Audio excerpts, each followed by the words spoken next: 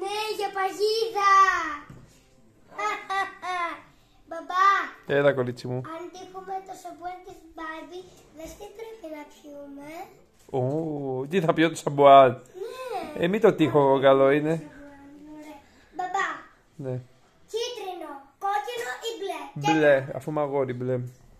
Πάρε την μπλε.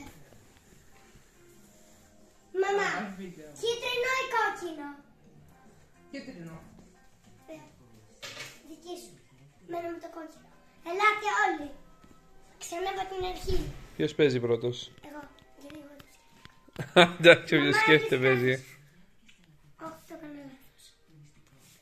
Βασικά τώρα θα το κάνουμε ανάποδο. Μπαμπά, Ναι, στη σειρά θα είμαστε. εντάξει. Ωραία. Αλλά θα πρέπει να πατάμε στις παντόφλες. Οκ. Μπαμπά, από πίσω μου. Κάνε, παιδί μου, και θα παίξω. Μπαμπά, πρέπει να είσαι από πίσω μου. Δεν μπορώ να Στη διανοηθώ. σειρά θα το κάνουμε. Έλα. Έλα, μπαμπά. Από πίσω μου. Μαμά, πίσω από το πάνω.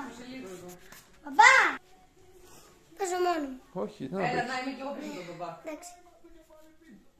Πάμε. Θα πρέπει να πατάτε στις παντόφλες. Όταν έρθει η σειρά μας, ναι, φυσικά. Ξανά. Έχω μια ευκαιρία ακόμα γιατί δεν το κάνω σωστά. Νομίζω πέρασε ευκαιρία. Δεν τώρα εγώ. Δεν πέρασε. Εντάξει, έλα, τα δρακουλίνια. Τώρα παίζω παιχτούρα. Σου πω, παιδιά, πάω για φουντούνια εγώ, Για κοιτάξτε τώρα, φουντούνια στάνταρ, παιδιά. Α! Τίποτα. Σειρά μου. Τι έτυχε? Τι έτυχα τώρα εγώ. Τίποτα. Πού πήγες? Κάτω από τα φουντούνια. Τα φουντούνια. Ναι, για κοίτα, κάτω από τα φουντούνια δεν είναι. Άρα τι κέρδισα. Τα φουντούνια.